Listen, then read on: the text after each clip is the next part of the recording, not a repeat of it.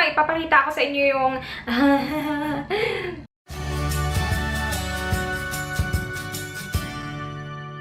Hello, Razel here! Welcome back to my channel. Today, I have some stuff to show you guys. Yes, this is a haul video. And nung nakita ko itong mga items na to, sabi ko, pwede tong pang regalo. Like, maganda tong mga to pang regalo. So, why not? Tawagin natin tong haul na to.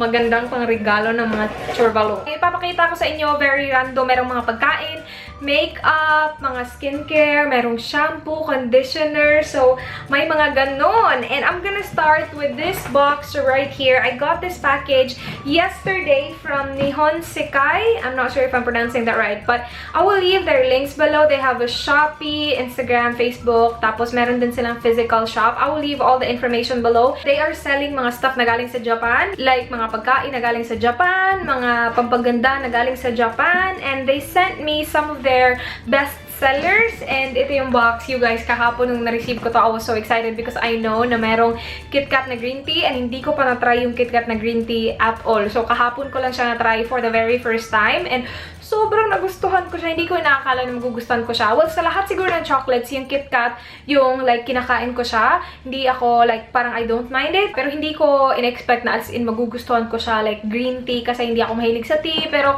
you know, anyway, pinadalhan nila ako itong KitKat, isang pack ng KitKat na green tea. Tapos, isang pack din na raspberry, I believe. Yeah, parang raspberry ito siya. Ganito yung itsura niya. Ito, masarap silang dalawa. Masarap silang dalawa para sa akin. Mas masarap nga lang to. Like, sobra. As in, so, ang sarap-sarap niya. Ganito yung itsura niya, oh. Ang dami pa talaga ditong mga empty packets kasi nga, as in, ang dami kong kinain kagabi. Of course, sinare ko din siya sa family ko and hindi nila masyadong bet. Ako lang yung may gusto. Si Mark, ayaw niya sa green tea. Mas gusto niya yung raspberry. Ako naman, mas gusto ko yung green tea kasi sa raspberry. And parang si Merwin, ayaw niya sa dalawa. Tapos si Mama, parang okay lang, ganun. Pero, yeah, sobrang sarap nila. I will show you guys. Kasi, naglalaway ako. My goodness. Ang bango-bango pa niya. Tapos basta ang sarap-sarap niya. Hindi ko ma-explain. Ganito yung itsura niya. Hindi ako mahilig sa tea. Hindi ako umiinom. Well, umiinom ako cold tea. Pero hot tea, hindi ako umiinom. So, hindi ko talaga na-expect na magugustuhan ko siya. Pero, sobrang yummers nito. Grabe. Tapos, yung raspberry looks like that. Very cute. Pink siya. Ito, meron siyang very weird na aftertaste. Maasim ng konti yung raspberry. Okay pa din siya. Para sa akin, masarap pa din siya. Mas masarap nga lang as in sobra yung green tea. Sobrang thank you. As in, sobrang sarap. And then, hindi lang yun. Ito siguro sa lahat yung pinakamasarap kasi naubos ko na. And ako lang yung kumain nito. Well, binigyan ko si Mama. Tapos, yeah, si Mama lang yung binigyan ko kasi si Merwin at saka si Mark parang ayaw na nila sa green tea na tikman nila yung KitKat. Pero, ito, masarap siya. Crunchy na ano siya, crunch chocolate. Tapos, ubos na siya, you guys. Wala akong mapakita. Pero, I did take a picture ng kinakain ko siya. So, ganito yung itsura niya. And, meron siyang mga crunchy na ganap. And, sobrang sarap niya. As in, to think ha, na hindi ako mahilig sa chocolate. Pero, naubos ko tong isang box. Isang linya lang yung kay Mama sa akin na lahat. So, yeah, masarap talaga siya. And then, they also sent me this from Ajinomoto. Ganon. Ihahalo mo to sa tofu. Kaya lang wala kaming tofu. I don't think nakapagluto ako ng tofu at all dito. Hindi pa. And then, ito, Japanese curry, medium spicy siya. Ganyan yung itsura niya. Iaano mo din siya, ihahalo mo din siya sa meat. And ito na yung curry flavor mo, ganon. So, yeah, excited ako na i-try sila. Itatry ko na i-vlog sila kapag niluto ko na sila. And then, the last thing from Nihonsekai. Nihonsekai ba yun? Pero, ito, shampoo and conditioner from Tsubaki. Ganyan yung brand. And ang laki nila, hindi ako nagsha-shampoo eh. As in, sobrang minsan na ako nagsha-shampoo because I use conditioner or treatment lang sa buhok ko. I got the Volume Touch na shampoo and conditioner. Lavender ba yung kulay niya? Tingnan natin. Hindi ko pa naamoy ito eh. Ay, hindi. Puti lang siya. And,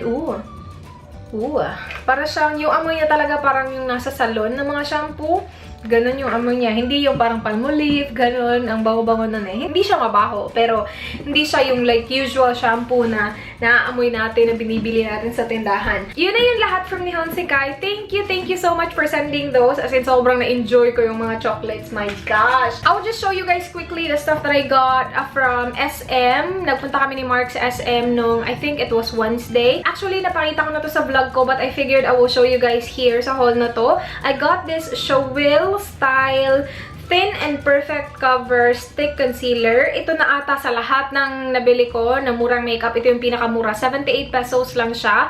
I believe they have parang 4 ata na shades and lahat sila light tingnan. Ito lang yung merong yellow undertone. Puro light sila ha. Tapos parang yung undertone lang yung nakakaiba. So I chose the yellow undertone.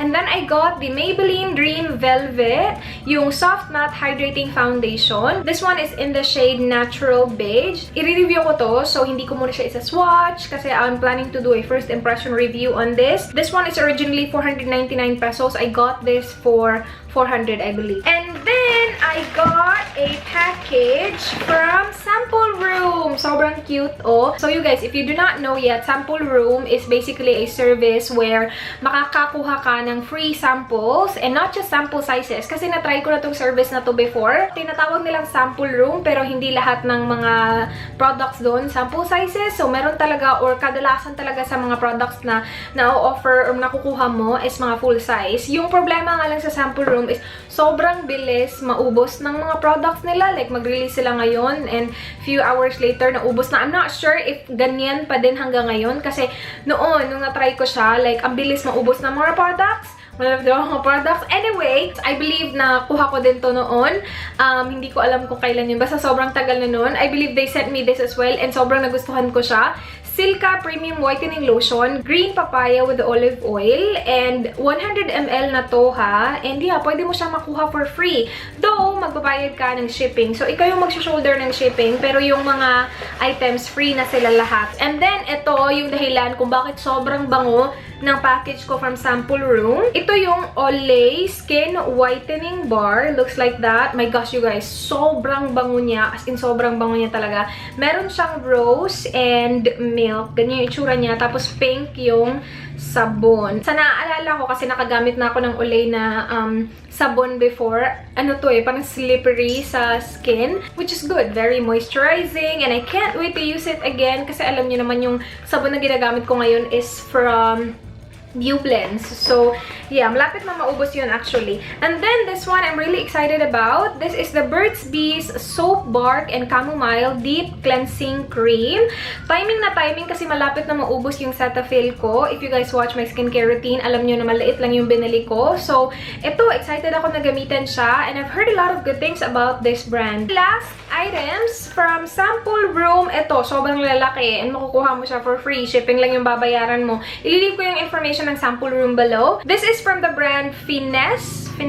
Restore and Strength Shampoo and Conditioner. My gosh, ang dami ko na shampoo at conditioner. Nakakalor ka. In fairness na nito ha, kung makukuha mo to sa Sample Room, bongga na. Kasi nga ang laki oh. 384 ml. So, ang laki na niya talaga. And then, I got a package from Kim of Kim's Collections 2015 PH. You guys, she sent me this necklace. Ano siya? Customized siya na necklace. It has my name, Raz, tapos merong crown yung R, tapos merong heart sa end. Thank you so much, Kimmy. 1,000 pesos to. Customized na siya. Perfect siya pang gift sa Pasko, diba you guys? I'm not sure if makakahabol pa kayo kasi I think it will take time to, of course, customize this. Tapos, ano din siya, free shipping siya within Metro Manila, 1,000 pesos. Maganda yung mga necklaces ni Kim. Yung mga necklaces na binigay niya sa akin, ginagamit ko pa rin sila. Hindi ko nadala lahat. Actually, wala akong nadala. Pero, hindi pa rin sila nagtatarnish, you guys. Like, it actually really lasts. Tapos, hypoallergenic din siya. Hindi nangangati yung skin mo.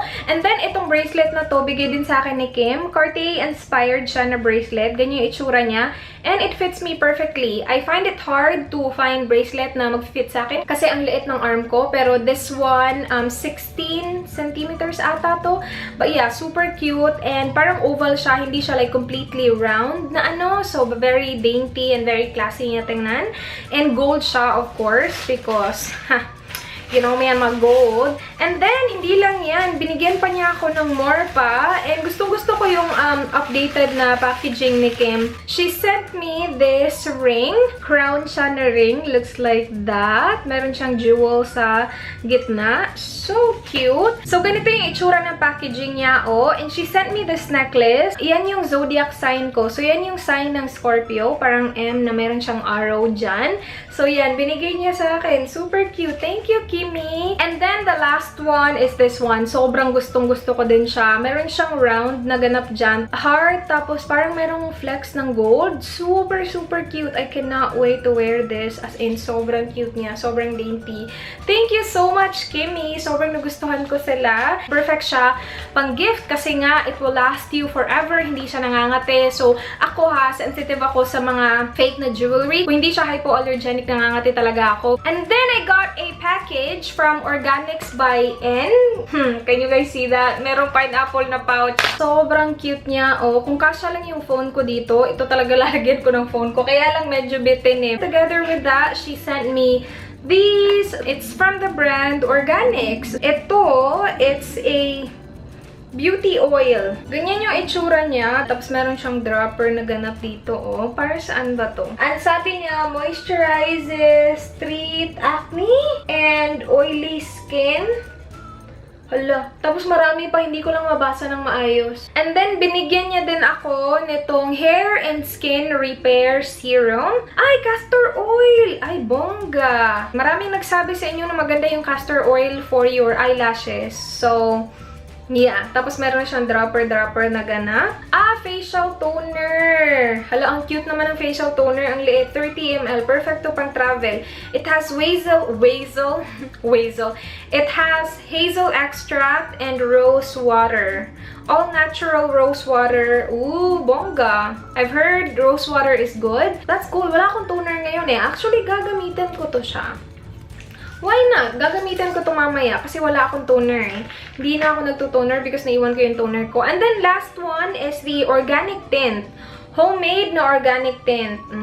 Walang shade na nakalagay. Number 6. Meron pala. Number 6 yung nakalagay sa taas. Dami ko ng tints, you guys. Hindi ko pa na-review yung KJM, but I will. I'm not gonna say soon kasi sobrang daming lakad, pero I will for sure. Parang brownish, ganyan. Tapos dito red. I don't see myself putting it on my cheeks because ganyan yung shade niya.